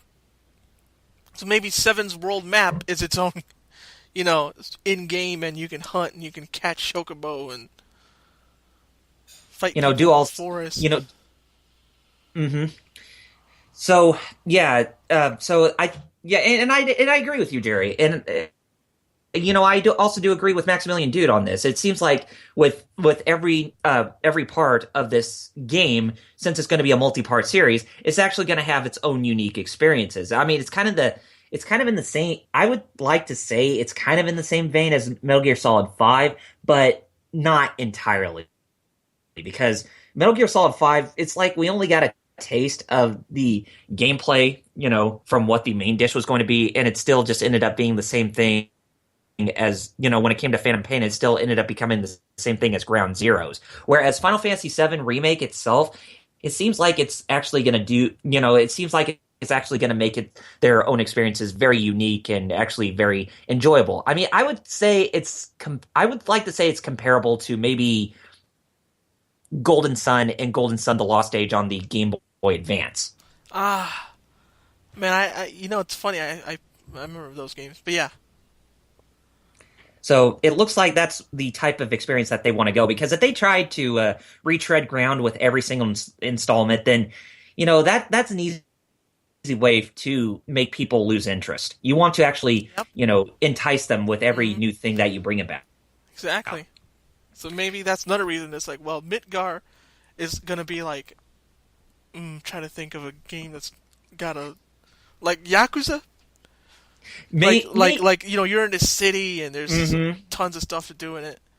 Yeah, And then the next game is like 15's hunting parts, or yeah, it's and like that's a I whole other think. experience. And then the third part's gonna be Mhm. like some Wha- sci-fi game. I don't know which one. Well, I don't know if it's a sci-fi game, but I would probably think an amalgamation of all the things coming together at once, if they wanted to take that approach. Right. But um, so yeah, Square said that each game will have its own unique experiences that are different from one over the other, so that way they can maintain interest. I mean, it's kind of the same thing with Final Fantasy 13, and I know it's a very poor example because of how notorious that game is in terms of its value with fans and critics, because of how much low quality that game is when compared to past installments. I mean, seriously, the game plays itself. Yeah. But I'm very certain that Square actually, when they said they actually want to make the game a multi-part series, I'm pretty sure they know in their mind that they do not want to screw this up for everybody. I'm pretty sure they're actually wanting to take this very seriously so that everybody can enjoy it for what it is, even if it's in multi-parts or multiple parts. Because I kind of do agree with them, because when you take a look at the scope of the original game, I mean, the game, it required 3 discs. to play, and you could pretty much judge each disc as like each part, and it kind of Yeah, exactly. Yep. is playing. It's kind of plays in that same vein too when you think about it. And it's like But okay, then again, I back know. then 700 megabytes or whatever isn't a lot, but yeah, but they're not doing it in that small scale. They're doing it in this huge scale. Hmm. It's basically like, think of that same stuff. There was a lot of content on that disc. Scale it up to modern times. Yeah, that's probably its own game. Yeah, and even getting past some of the limitations, especially with making like the backgrounds all pre-rendered, that was a great way to save space. But when you take a look at when you take a look at Final Fantasy VII being modernized and where all this, all the places and stuff they're in the in-game engine, that is like the equivalent of having the FMV scenes within every game. You know what I mean? Yeah. So, yeah, so it looks like,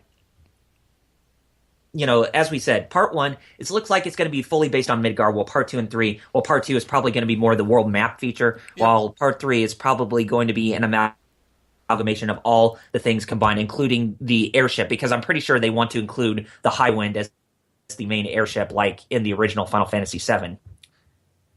But anyway, next up, we also got the tidbit that Square Enix is working alongside CyberConnect 2. And it's funny that we mentioned CyberConnect 2 because they're the ones that worked on the Dot Hack games. Oh yeah, that's right. Yeah, they're the ones who made the multi-part series for Dot Hack, the original, as well as Dot Hack GU. And Naruto, I think. Yeah, they worked, but then again, Naruto wasn't a multi-part series. Yeah. Like what they wanted to do for an RPG. And they also worked on what was another Asher's Wrath was another game that they worked on. Which wasn't bad, although people, I really liked it Yeah. because it was a new IP and it was a unique experience. But yeah, I think that was a good idea that they worked alongside that Square Enix worked alongside CyberConnect 2. But I heard Nomura say that when it came to them, working with the remake, it seemed like CyberConnect 2 had their own taste with what they wanted to develop in the game. It was something that he was really worried about and something he didn't disagree with. So both companies made a compromise to work closely with each other, so that way they can actually get the game to be presented in the way they wanted it to be. Together. There's always that thing where compromise has to come into effect. You know what I mean? Yep. So I think that was a very smart move that they asked for advice for somebody who, from some company that actually worked on multi-part games before. And last but not least, what we do know is that some characters are going to get a revamp in their in their actual designs in some way, and I think this is definitely true because if you compare Barrett from what I was he just looked going like to in bring the up original, Barrett. Yeah. because if you take a look at what he looks like Yep. from his original counterpart in the original game to his new design, he actually looks he looks very almost faithful to his original design, but definitely looks more realistic because when you take a look at Barrett from the original game, he was like this big, bulky, muscular powerhouse.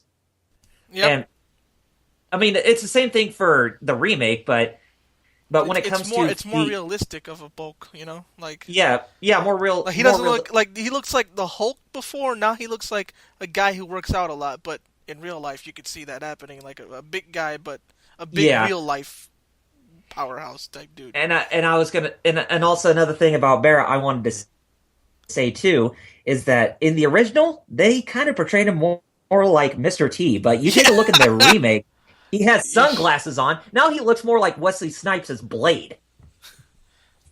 They swapped.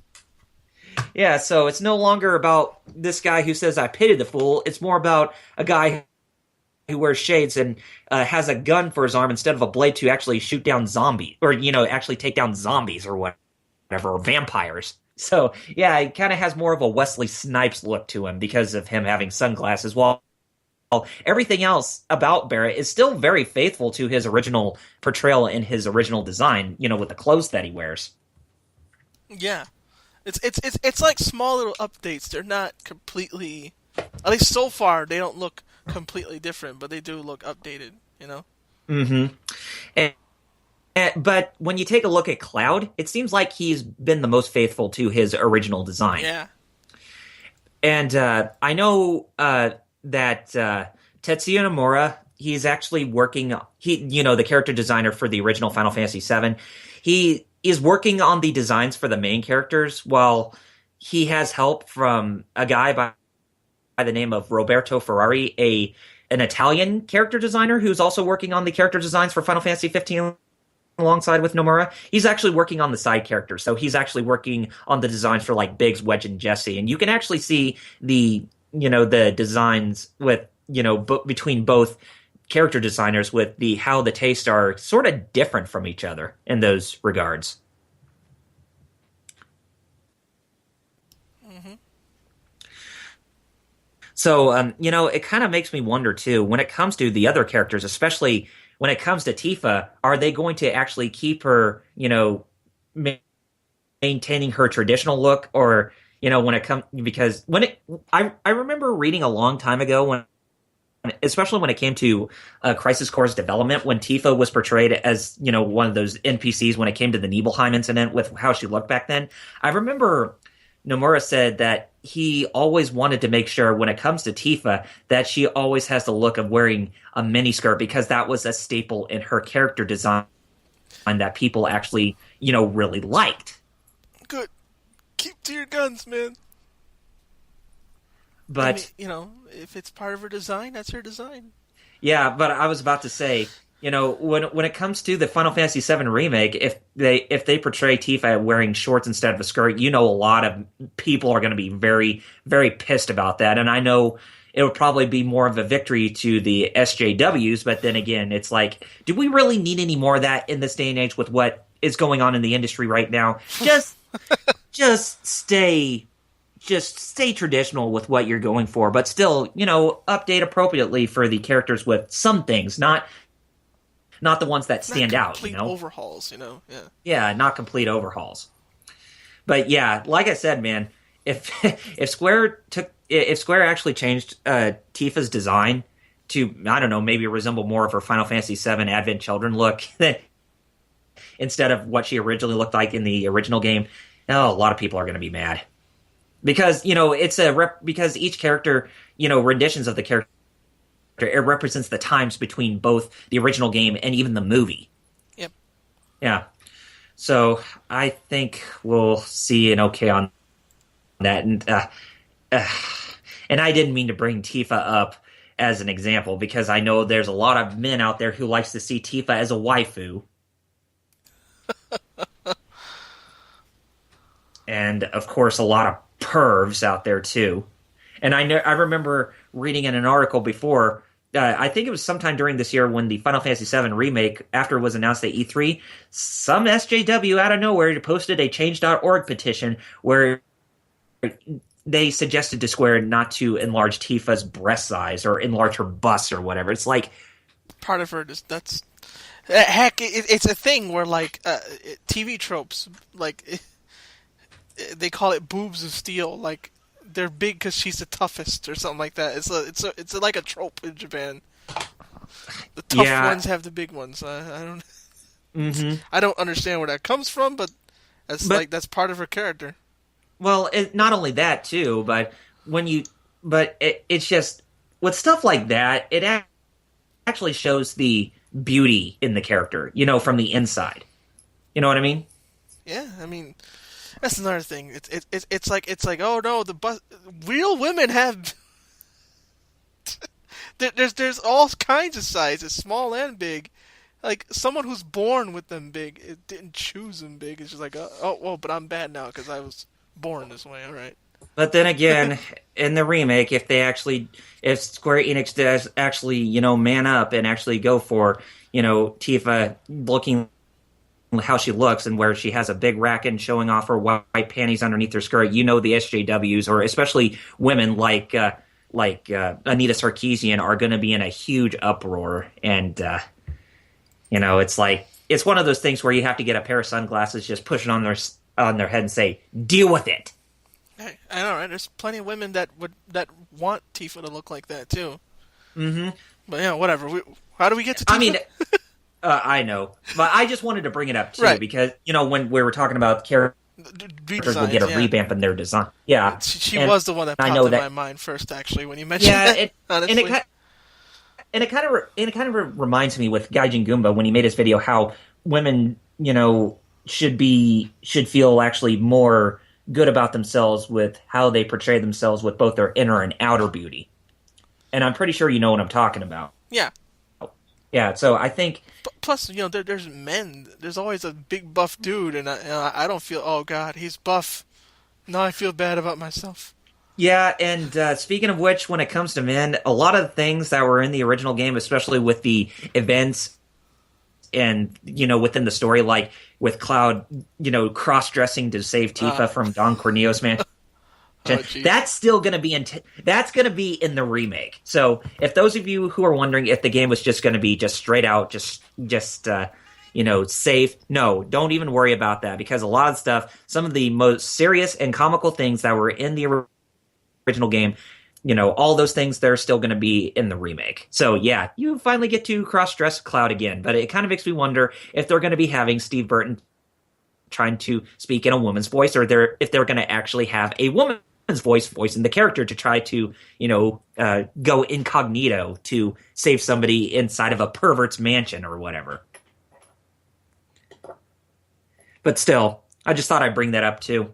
But anyway, I know I know we've been kind of treading along with talking about this, but let's go ahead and talk about our speculations about the Final Fantasy VII Remake itself in general. And this won't take very long, but what can we expect for, how many games do we expect this, how many parts do we expect this taking place, and can we expect to happen within each game in terms of, Right. story or gameplay experiences and that kind of stuff. So, Jerry, did you want to go first, or did you want me to start? I'll go first. Here's what I can think of quickly that came in my head immediately was we were talking about earlier. I speculate that kind of like what Max did. I speculate part 1 would be all about Midgar, part 2 would be the overworld, and I think there'll be 3 parts at minimum. At minimum, Maybe 4, but if they go 5, I'm like, no, what's wrong with you? No, come on. I don't know. I feel like 3, maybe 4, but I'm gonna say 3 if you want me to not waffle. I think 3 or 4 is fair. Yeah, 3 or 4, but if you want to put a gun to my head, I'll say 3. Okay. No, I'm not going to put a gun in your head. It's whatever you think, dude. So, and I think it'll be Midgar, Overworld, final part. I think, I don't know. The one thing I wonder about Overworld, like the second part and stuff, is will there be? I don't want to. I don't want to think that they'd be completely new gameplay mechanics that wasn't in the previous in like a sequel or second part or third, but no, there probably will. Considering you don't get the airship until way late, right? Yeah, and disc 2, yeah. So, yeah, no, I could see that happening. Where like, okay, now in part 1 you know how to battle, you know how to do these things. Part 2, now we're gonna put in this gameplay mechanic about hunting, or something like that. For some reason, I see hunting as a gameplay mechanic in part 2. Like instead of just buying food or whatever, like you actually have to hunt a chocobo and cook it or something. Oh god, that's sad. I would say at least the hide of a monster like a wolf or something, or even some of the other ones that you fight. Because I'm chocobo, man. No chocobos, no. Well, maybe if you grab their eggs, if they just left them unattended, then yeah. Scrambled chocobo egg. There you go. Huevos chocoberos. God, huevos chocoberos. Oh, what is wrong with you? Lots. Oh, yes. So is there anything else that you can speculate? I also think that the gameplay will be a mix between 15 and Kingdom Hearts. I think it's going to be like or more appropriately because I haven't played Kingdom Hearts, so no. I played Valkyria Chronicles, so I think it'll be like that. The gameplay will be you control them, you actually do the moves that they're doing, but there's a meter there that, okay, this move costs this much meter, whoop, until the next turn, you know? Yeah, but I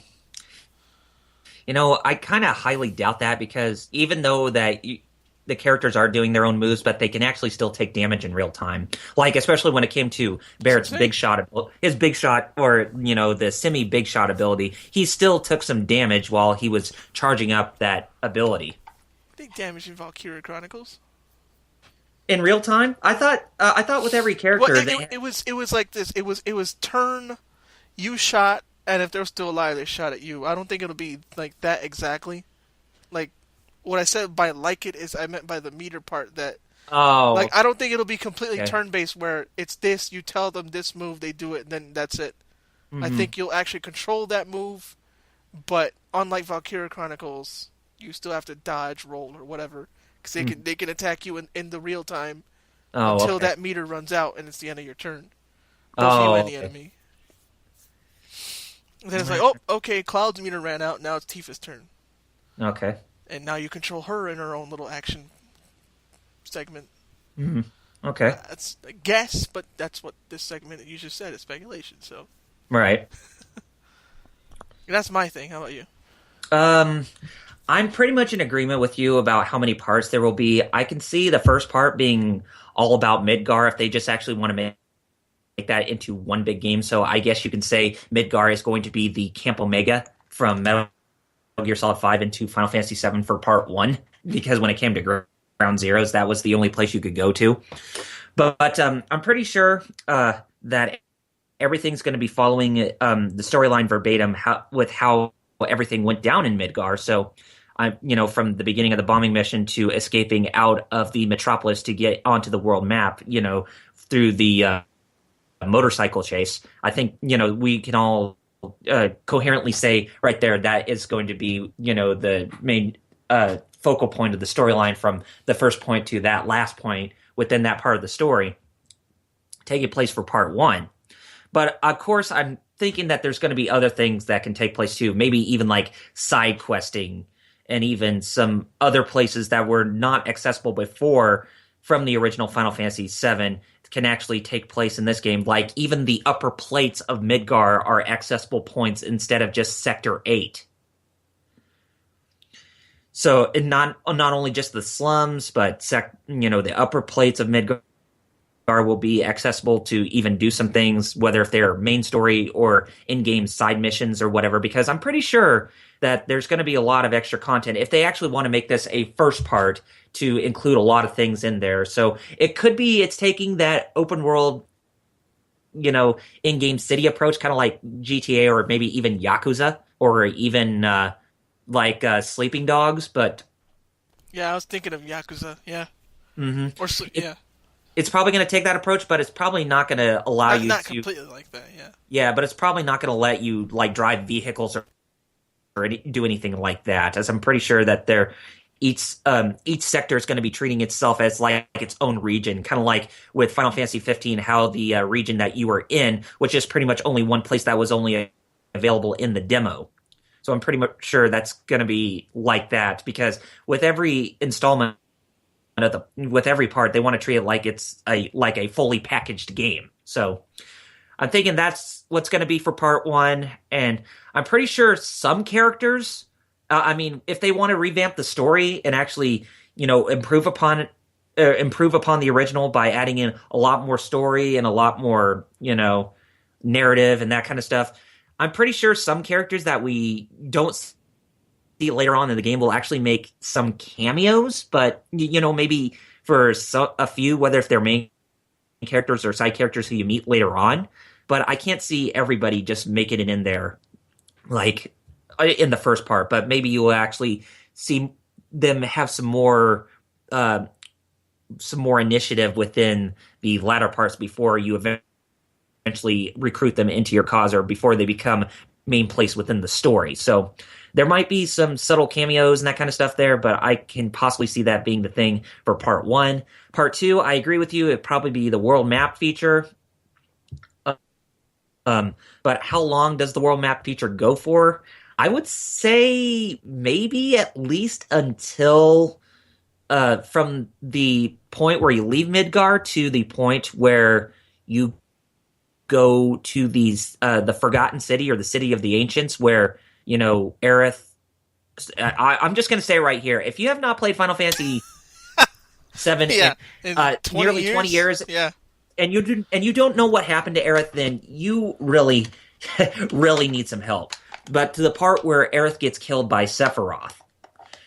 Ooh, Uh, so it'll be like Empire Strikes Back then, the middle one, and that's the downer ending, yeah, that's probably going which to be which actually that. makes sense. That's probably where the second part is going to stop. Yeah.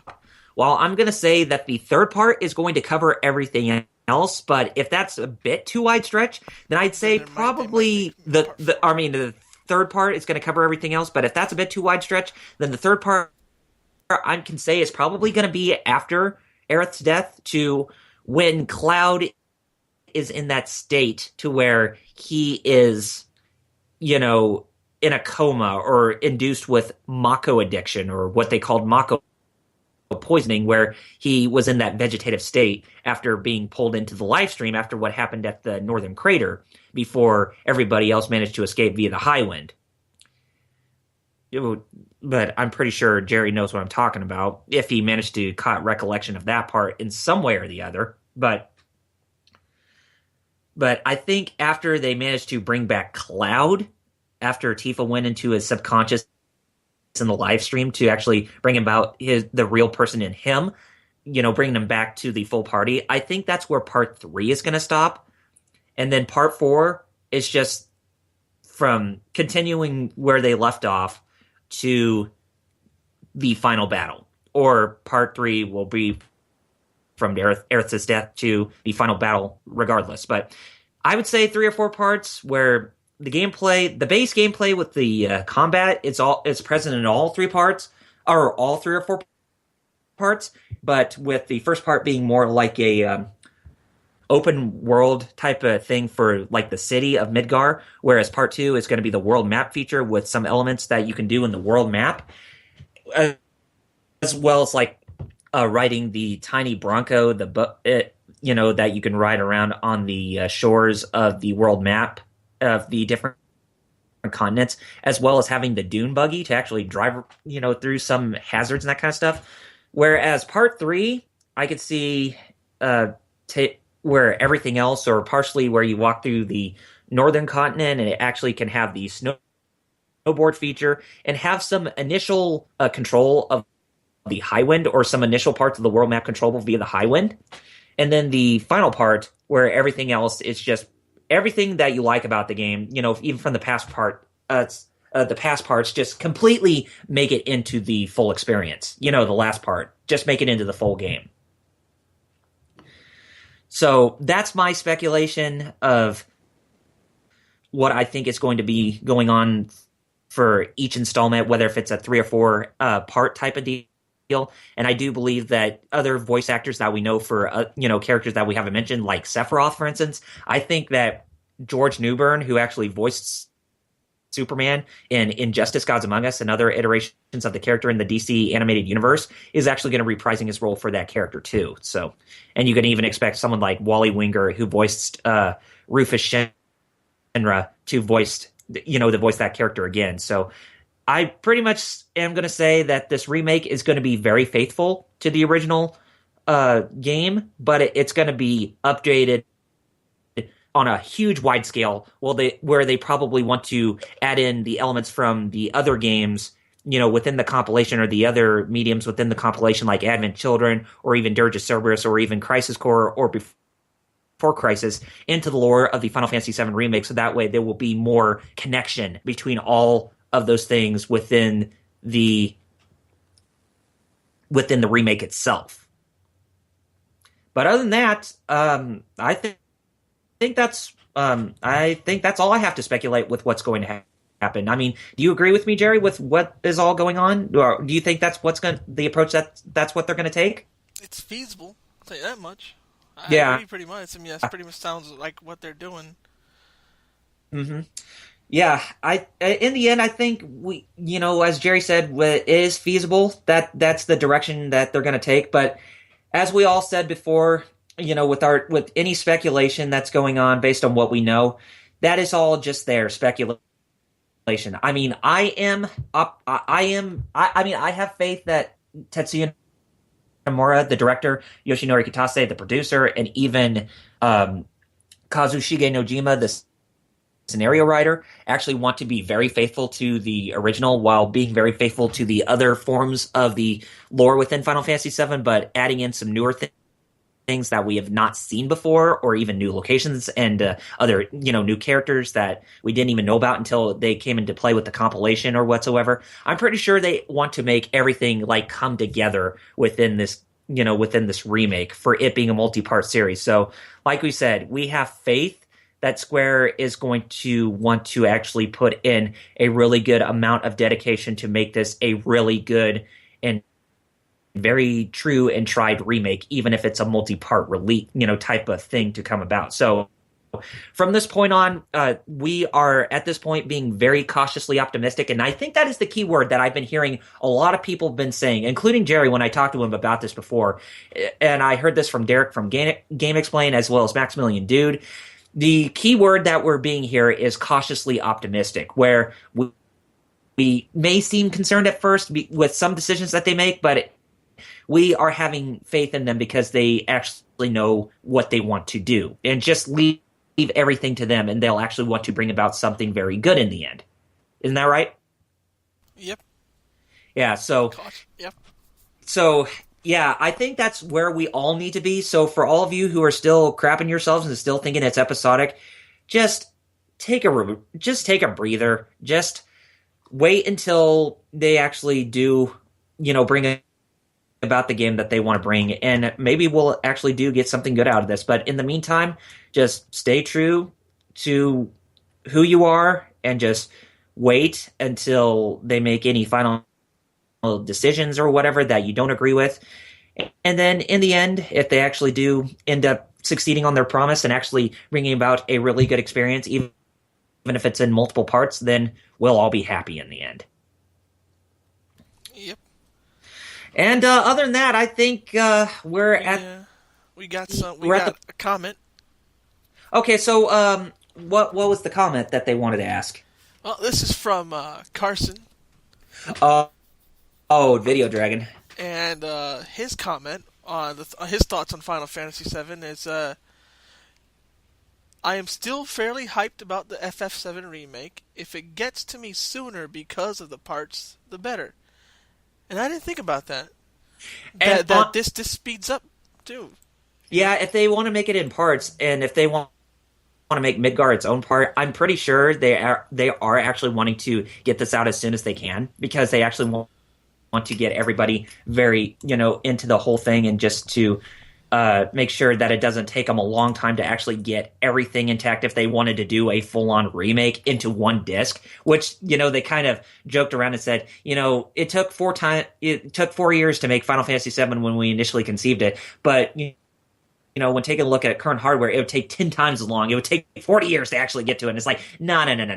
It's not going to be like that. So if they actually do take that approach, then yeah, I can actually see this being a good thing, to where they actually want to get this out to everybody, as soon as they can, even in multiple parts. But I will say, for the benefit of the doubt, though, I hope to God that they don't even take long between releases. I would say if they did a release every year where each part is chucked with a lot of content, then I can definitely see that being a, very feasible for a multi-part release. But waiting after, at least 2 years, I would still think that's a very long, wide stretch thing. I don't see that being a good thing to make people wait that long for those who want more of the experience. So, Jerry, what do you think?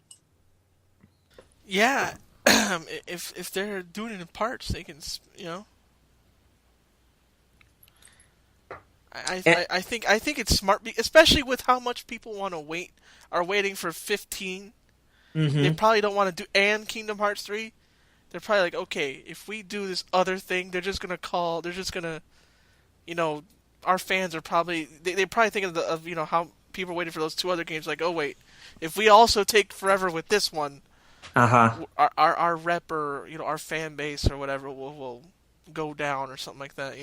Yeah, and I don't want to see him go down because it seems like Square Enix has been in a really good upsurgence as of lately with getting, trying to bring their fans back after Yoichi Wada, the former CEO, left Square Enix. And I think that was actually a good thing because Yeah. of the new CEO saying that they actually they were reevaluating their business practices and trying to bring about more, uh, trying to bring back their fan base back with the quality that people been wanting to see in their games, since like Square, the 90s. Square is like right now, like kind of like Capcom, where they had like a big down thing, and with how much, in Capcom's case, how much money they lost and how little, Mm-hmm.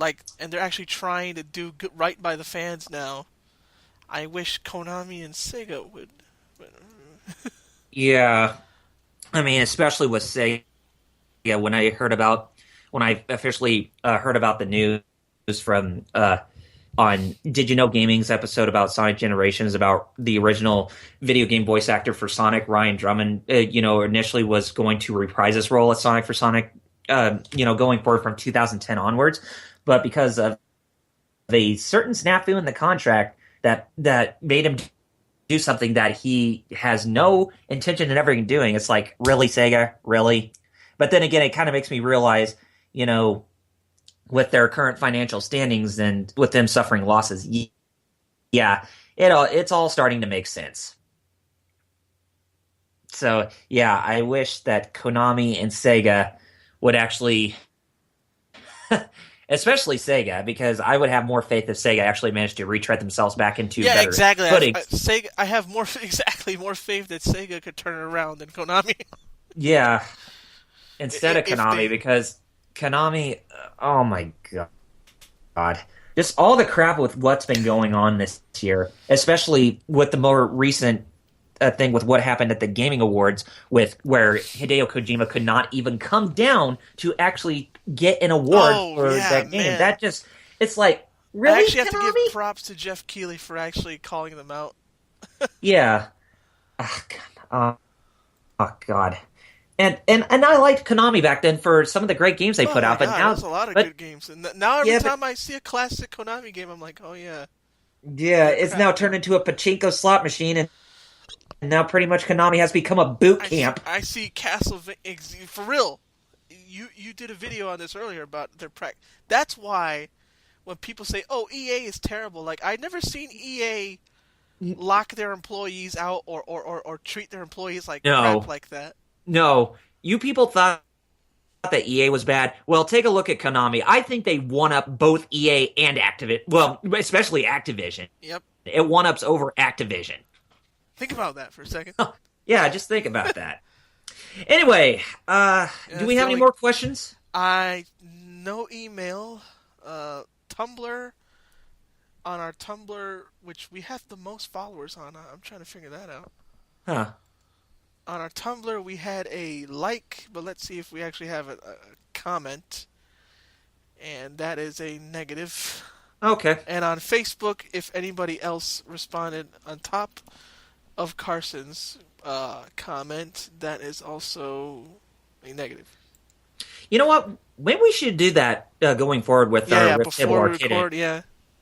Yeah, before we record, we need to put in the work. I kind of did that question like what? Not even like a half hour, like maybe 15 minutes. Yeah, so I think it's something that we can do going forward from here on out. So yeah, definitely next time, whenever we announce a Rift Table Arcade that we're about to do, and if you want us to answer your questions, if you want us to answer your questions, then definitely leave us a comment. And as you know, we will read them. We do read them. As you know, the one question we got, we did read. So you said we. I did. Yes, you did. But anyway, I think that is a good spot to where we can go ahead and we can wrap up this episode. Oh yeah, so, we're the raw recording right now is at hour 50. Oh damn. But anyway, Jerry, you want to go ahead and plug? Yeah, I usually plug my DeviantArt, but this time I'm gonna plug since I do more webcomics now, like. Majority of what I'm doing is webcomics more than just random drawings like before. or commissions. Mm-hmm. So Yeah. if you can go to my Tapastic page, tapastic.com/XIANWUDAO, which they chose that for me. I didn't choose that. I did not choose that URL. That Sounds cool, though. URL it's based off my old email. Mm-hmm. So that's my old email that I still use for business stuff. But Oh, cool. it said I couldn't choose FighterXaos like everything else. So it's Xianwu Dao. Oh, damn. Tapastic.com says Xianwu Dao. You'll see my name is still FighterXaos, but that's the URL to go there. Mm-hmm. And Tapastic is TAPASTIC.com. And then, like I said, /XIAN, like no, WUDAO. And from there, you'll see my 2 webcomic series, New Courage and Mixtape. Or you can just go to tapastic.com/series/ either of those webcomic names, which if you want to see specifically that webcomic. Okay. And again, I get paid just for you viewing them, so you don't have to subscribe. Although it makes it looks, if you subscribe, it helps with the site pushing me out. If I get more subscriptions, the site will actually put my name out there on the front page. Mm-hmm. But yeah, go there and see my webcomics. They help me out. They actually do. I made $1 so far, and that's from me not even advertising as much as I should. Yeah, I mean, we all got to start somewhere. Anything else? My Facebook page, facebook.com/FighterXaos. FIGHTERXAOS. That's where you see everything. That's my hub. Oh, cool. All right. Anything else? No, look, you'll see everything from the Facebook page. So even if you don't remember my webcomic or my DeviantArt, the Facebook page links to those. Okay. All right. Well, to plug on my end, you can find me on Double RPG Reviews on YouTube. It's RRPG. They're all in capitals, whereas the last the letters except for R in reviews is all in lowercase. I will definitely have that in the description in case if you need to see what the actual name of it is. I do reviews, 2 cents videos, and even working on my Final Fantasy retrospective, which right now, as I said at the beginning of this episode of the Riff Table Arcade, that I'm actually working on episode 3, which covers both Final Fantasy IV and Final Fantasy V, as well as the material in relation to both those games. And I'm currently started on post-production, so I originally said I wanted to try to aim them to release before Christmas, but because of work and other things going on with my life, it's probably going to be sometime in January where the 3rd episode is going to be out. So be on the lookout for that coming from me in the future. And I also have my Facebook page, which my fan page is Double RPG Reviews. I know I haven't updated there quite often, but I hope to get back there at some point. And I also have my Double RPG GameRiffers solo, which I still have that in just kind of in the back burner right now, but I hope someday that I will actually get around to actually posting content on there. I mean, I've tried before with some things, but I just kind of leave it everything because I'm at an impasse with what I want to do with that channel. But, maybe there's something that will come up in the meantime, because I've kind of been wanting to do something Ninja Turtles related, maybe something in the vein with what Proton John does with his Superman 64 Let's Play, where he actually talks about some of the characters in the Superman lore appearing within that game that were from the animated series. So I don't know, I'll maybe try something with that, especially when it comes to the certain game, with the games that I play in that series. But yeah, you can find me either there on YouTube or on my Facebook page. But other than that, just be on the lookout for more content coming from me in the future that you won't find anywhere else, and you can always find Jerry at his respective places where he told you about, and also be sure to be on the lookout for other stuff, kind of like our GameRiffers episodes, which we're still working on Thousand Arms, by the way. Yeah, we have footage, not only of Thousand Arms, but I got sent some footage from some guys who said they were going to send footage for us to riff. Okay, Jerry, before we go this Saturday, did you want to record for Thousand Arms with the footage we have, so we can finally get that up for everybody? Let's see. I don't think I have anything to do Saturday besides IRL. So yeah. Okay, so let's get that as a priority. We've had footage that's like what that footage I have is like what 3 or 4 episodes worth. Yeah, 3 or 4 episodes worth. So yeah, that's how much ahead we've already recorded. We just didn't riff it yet. And I still have my footage of Rockin' Cats recorded, and we Yes. still need to work on that too. We might have to shoot that for Saturday as well if we could try to get all that done. If we have the time, yeah, which we should. Yeah. Yeah. But anyway, guys, thank you so much for tuning in for this new episode of the Riff Table Arcade. We promise to get back doing some more episodes often, but hopefully we check will out get the GameRiffers social media.